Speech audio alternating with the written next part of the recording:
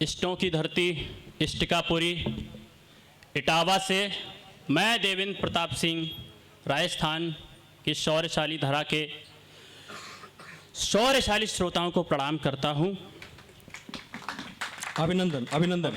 आदरणीय अध्यक्ष जी, मुकेश मीणा जी, राहुल गौतम जी और रघुवीर जांगीड़ जी, पंकज शर्मा जी और गिरिराज गुर्जर जी और जितने भी आयोजक मंडली के सदस्य हैं, उन सबका मैं तहे दिल से आभार इस बात के लिए व्यक्त करता हूं कि मेरी अचानक फ़्लाइट लैंडिंग कराई गई, एकदम से जैसे इम्पोर्टेड आया हूं मैं। लेकिन मैं चाहता हूं आप मुझे पूरे मन से सुने और पूरा प्यार दें।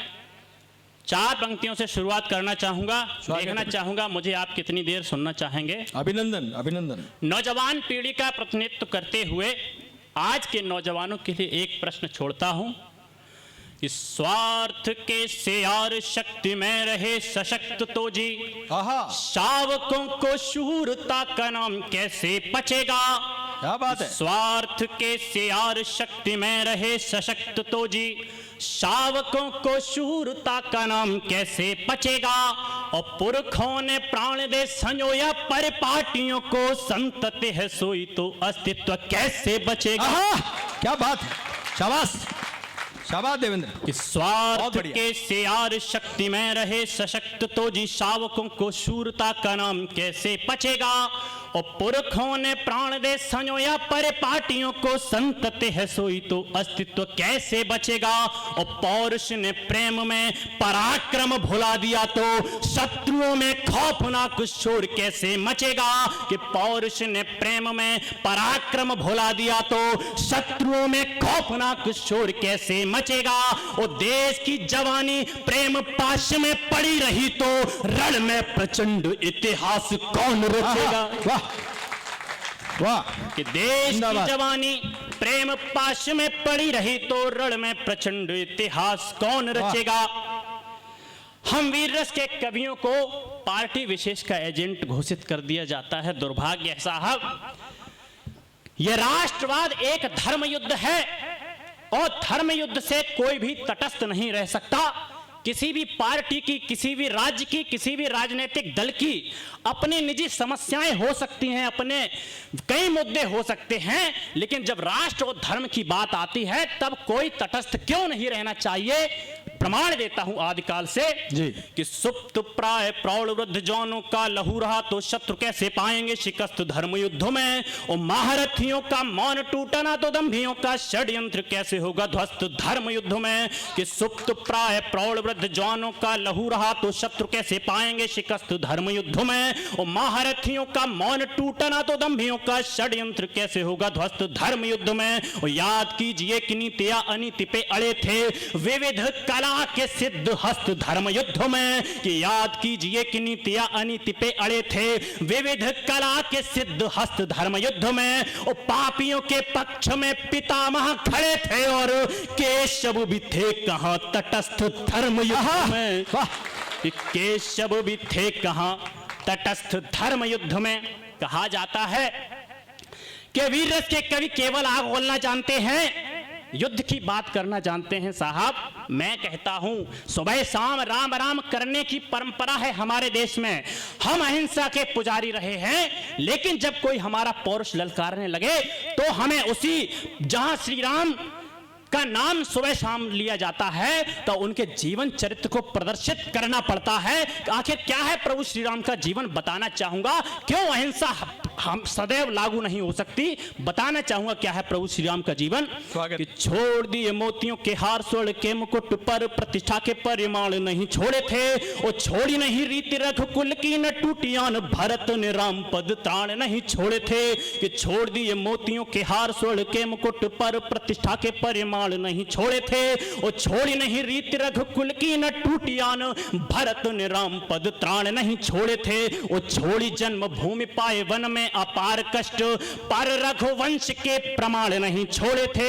वो लोग भी सुन ले जिन्होंने तलवारों की डर से सलवारें पहन ली कि छोड़ी जन्मभूमि पाए वन में अपार कष्ट, पर रघुवंश के प्रमाण नहीं छोड़े थे। और छोड़ा था भले ही राजपाट राम जी ने, किंतु हाथों से धनुष और बाण नहीं छोड़े थे। कि हाथों से धनुष और बाण नहीं छोड़े थे। और बताना चाहूंगा ऐसे आयोजनों की आवश्यकता क्यों हो जाती है।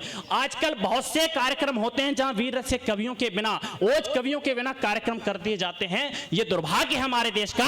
क्यों आवश्यकता है हमेशा आग बोलने वालों की, क्यों आवश्यकता है आपको जगाने वालों की। बताना चाहूंगा कारण कि जामवंत बिन हनुमंत को जगाता कौन, छीर पार राक्षसों की रीढ़ कौन तोड़ता। वो देते निर्देश कृष्ण खींचता प्रतिंचा कौन, कौन दुशासन की भुजाओं को मरोड़ता। कि जामवंत बिन हनुमंत को जगाता कौन, रावण के राक्षसों की रीढ़ कौन तोड़ता। वो देते निर्देश कृष्ण खींचता प्रतिंचा कौन, कौन दुशासन की भुजाओं को मरोड़ता। और विष्णुगुप्त चंद्र को बनाते न अगर सूर्य, भारती के खंड खंड भाग कौन जोड़ता। कि विष्णुगुप्त चंद्र को बनाते न अगर सूर्य, भारती के खंड खंड भाग कौन जोड़ता। वो ओजन सुनाते यदि चंद्र जी चौहान को, तो गोरी पर शब्द भेदी बाण कौन छोड़ता। वाह वाह शाबाश। गोरी पर जिम्मेदारी तब और बढ़ जाती है जब एक फिल्मी अदाकारा से, मैं देख रहा था टीवी पर एक इंटरव्यू चल रहा था, उस फिल्मी अदाकारा से यह पूछा गया कि हनुमान जी सजीवन बूटी किसके लिए लाए। आप आश्चर्य कीजिए, जिस फिल्मी अदाकारा के घर का नाम रामायण, भाइयों का नाम लवकुश, पिता का नाम शत्रुघ्न होता है और चाचाओं का नाम और पिता का नाम शत्रुघ्न होता है, वो फिल्मी अदाकारा ये नहीं बता पाती कि हनुमान जी सजीवन बूटी किसके लिए आए। तब जिम्मेदारी बढ़ जाती है हम जैसे कवियों की आधुनिक पीढ़ी को बताने के लिए कि क्या अपना इतिहास रहा है। उस धरती के नाम पढ़ता हूं जिस धरती को गौरवान्वित भारत ही नहीं, जिस धरती की वजह से पूरा विश्व प्रेरित और गौरवान्वित होता है। क्या है वो धरती? कि मीरा की अनन्य कृष्ण भक्त की प्रतीक है ये, कि मीरा की अनन्य कृष्ण भक्त की प्रतीक है ये, और है प्रतीक राणा चेतक महान की। और पद्मिनी के जौहर की बतलाती दास्तान, बोलती कहानियां हाड़ा के बलिदान की। कि मीरा की अनन्य कृष्ण भक्त की प्रतीक है ये, और है प्रतीक राणा चेतक महान की। और पद्मिनी के जौहर की बतलाती दास्तान, बोलती कहानियां हाड़ा के बलिदान की।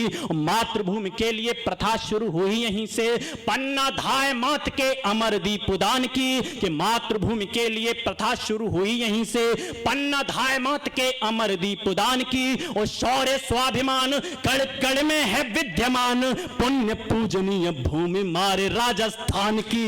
ये पुण्य पूजनीय, वाह शाबाश। शौर्य से सिंचित राजस्थानी माटी है बलिदानों की, जहां पुण्य परिपाटी मरधरा, जहां पर भस्म आरती करती, ज्यों रोम रोम में स्वर्ण भस्म हो भरती है स्वामी भक्त की अद्भुत जहां कहानी। भामा झाला पन्ना जैसे बलिदानी, सत्य के लिए मिट गए वीर तेजाजी, रक्षार्थ धैन प्रत्येक शर्त पर राजी है स्वामी भक्त की अद्भुत जहां कहानी। भामा झाला पन्ना जैसे बलिदानी, शक्तावत चुंडावत से वीर निराले, रणहेत प्राण देने वाले मतवाले, करते आए इस धरती की रखवाली। दुश्मन आए पर गए यहां से खाली, पुंजा प्रताप जैसों की शमशीरों ने, जयमल फत्ता कल्ला जैसे वीरों ने इस तरह मार्ग अरिका अवरुद्ध किया है।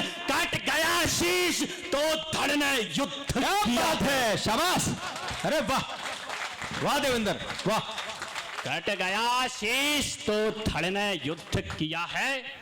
कि बुझे कई चिराग आंगनों की तुलसियों के और, दादियों की लोरियां कहानियां चली गईं, चले गए कई कुटुंब के कुटुंब त्राण हेतु, कोख की अकेली भी निशानियां चली गईं। ये सभ्यता ये संस्कृति अमर है इसलिए, सजा के कुंड हव्य में हजारों रानियां चली गईं।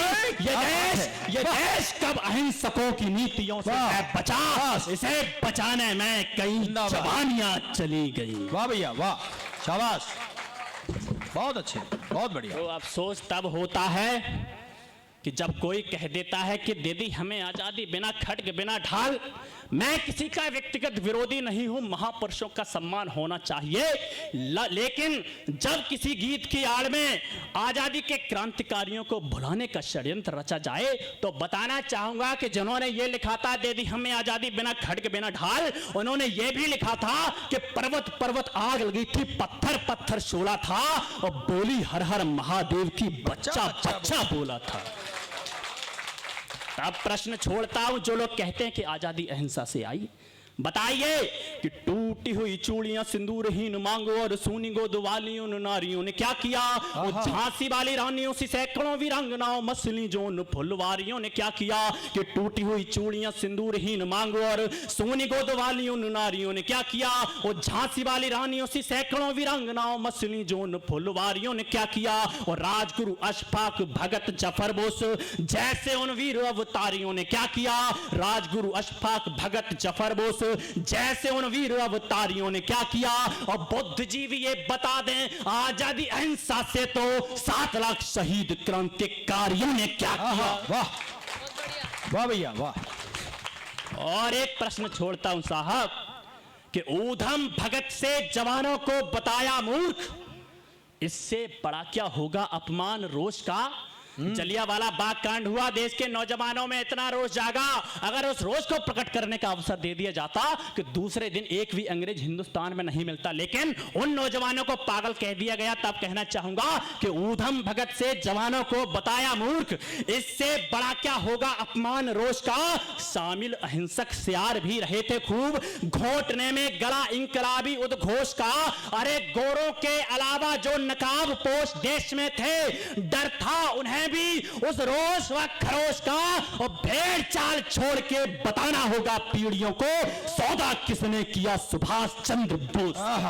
वाह बहुत अच्छे, बहुत बढ़िया बहुत बढ़िया। दुर्भाग्य है कि आजादी के बाद भी एक महान प्रधानमंत्री हुए एक देश में, एक कांग्रेस पार्टी के महान प्रधानमंत्री हुए, लेकिन उनकी मृत्यु संदिग्ध परिस्थितियों में हो जाती है, देश को उनकी मृत्यु का जवाब तक नहीं मिलता है। तब पूछना चाहूंगा कि शौर्य का प्रतीक था, परंतु गुमनामियों में वीर सैनिकों का सिरमौर क्यों चला गया।